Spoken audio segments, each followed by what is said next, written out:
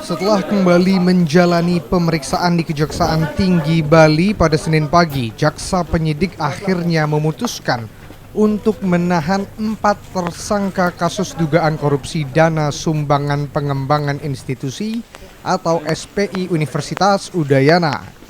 4 tersangka adalah Rektor Unut, INGA, NPS, IMY, dan IKB. Penahanan keempat tersangka atas pertimbangan agar memudahkan penyidik jika kembali membutuhkan keterangan para tersangka. Menggunakan mobil tahanan milik Kejaksaan Tinggi Bali, para tersangka dibawa untuk dititipkan di sel tahanan Lapas Kelas 2 Kerobokan. Penahanan dilakukan selama 20 hari ke depan.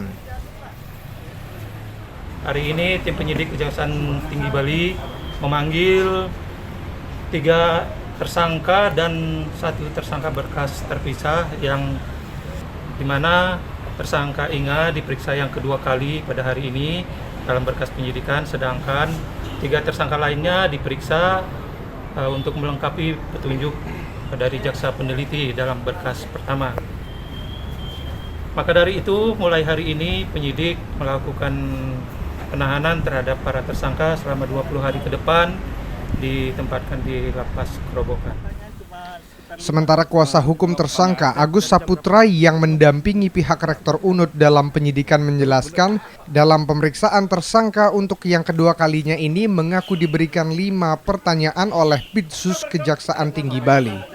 Selain itu, pihak kuasa hukum Rektor Unut ini juga telah memasukkan surat untuk tidak ditahan kepada Kejati Bali.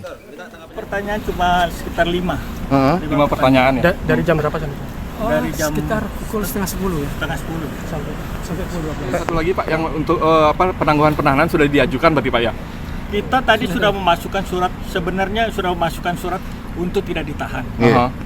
Untuk tidak ditahan ya, bukan penangguhan ya? Belum.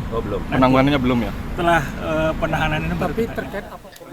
Tersangka dijerat pasal 9, pasal 12, junto pasal 18, junto pasal 55 ayat 1 KUHP, dan pasal 65 KUHP.